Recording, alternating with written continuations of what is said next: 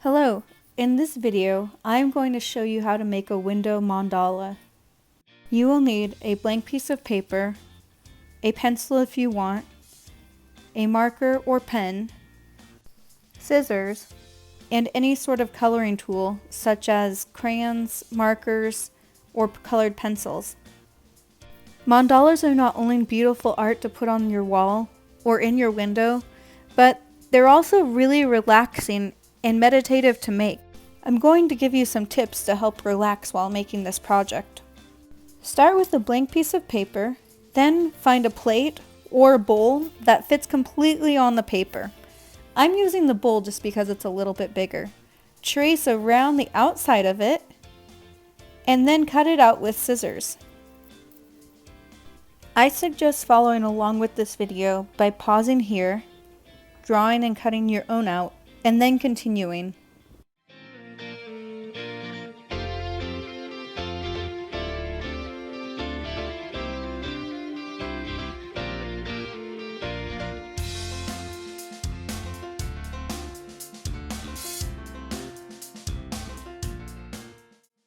Next, we're going to fold the circle in half.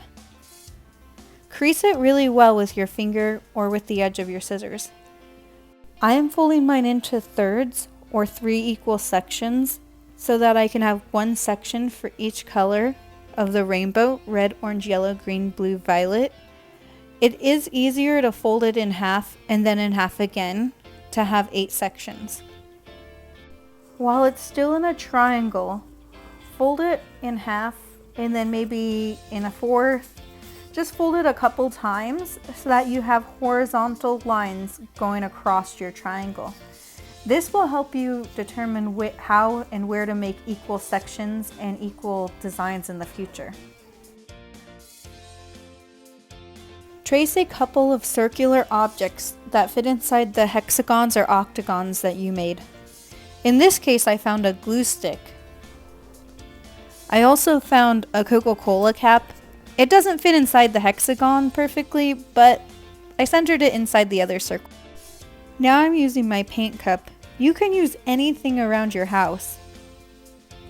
I don't think I have anything that fits inside the bigger circles well, since the next step up is my plate. So I'm just going to start drawing a shape inside of each section. This is where you can start to relax. The point of this is not to make it perfect or to overthink it.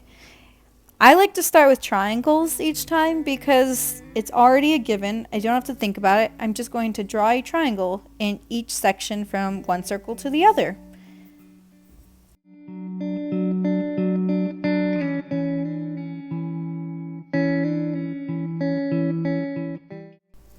Half circles and circles also work great on mandalas.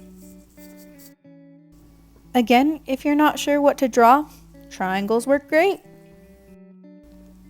I also suggest varying the line quality or thickness as you go. So I decided to try making the right side of each triangle a little bit thicker and darker. That looks cool.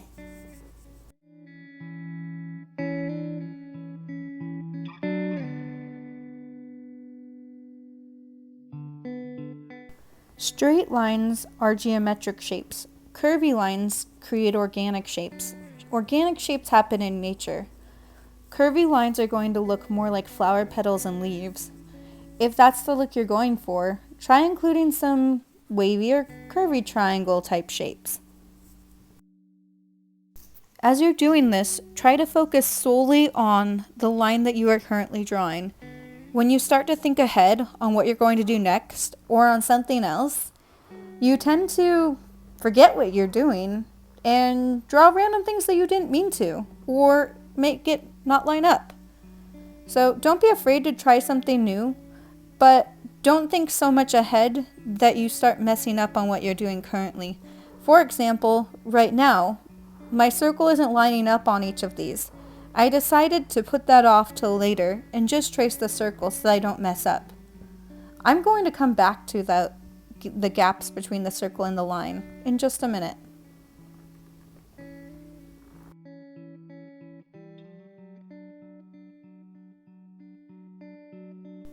Now that I'm done with the circles, I'm going to go back and connect the curvy lines to the circles. I thought it would make a bigger difference than it is. I don't even notice that they're not all the same. If you're stuck and not sure what to draw, there's a couple solutions.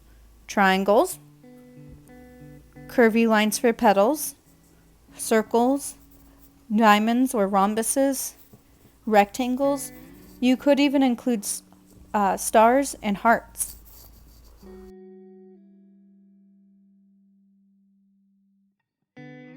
If you're following along with this video, I suggest you pause here and try adding your own shapes.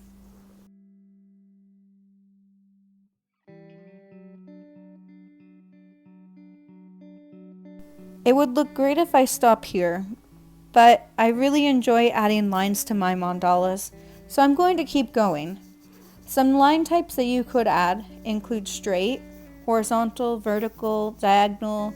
You could also include zigzags, wavy lines, spirals, dotted lines, dashed lines, and curved lines.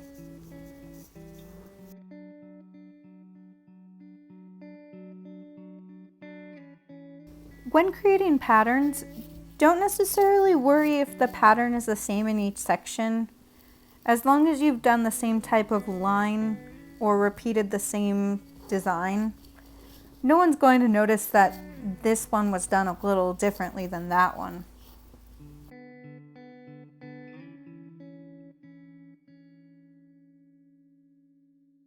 These are called bumpy or scalloped lines.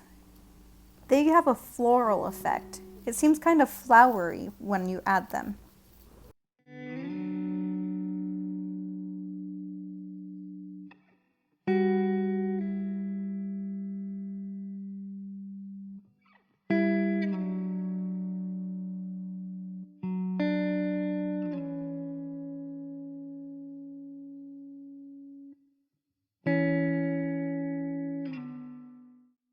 It's important to take a step back from your mandala every once in a while. When you don't know what else to add, you are done. In this case, when I stepped back, I noticed that I had a lot of thin lines. So I switched to a thicker Sharpie marker and started filling in some sections. I'll also use the thicker Sharpie marker to make some thicker lines so that I have different line qualities.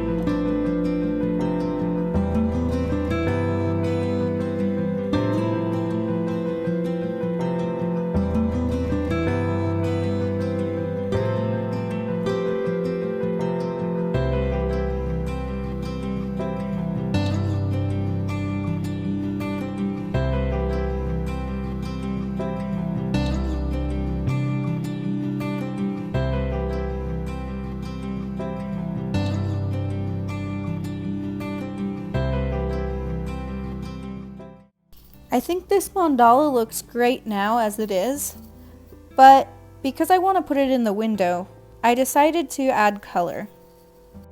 You can just pick out a few favorite colors, or you can decide to go with the whole rainbow and just go in order of the rainbow.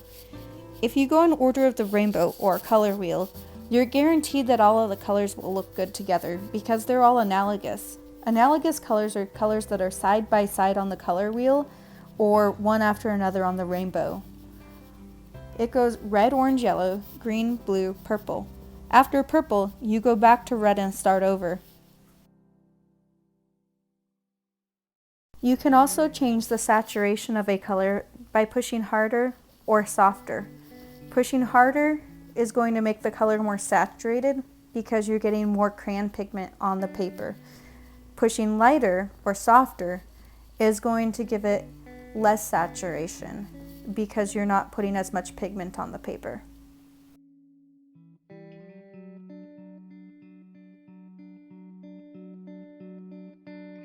Again, people often create mandalas to help them relax. So try focusing on the feeling of the crayon on the paper instead of what you are going to do next.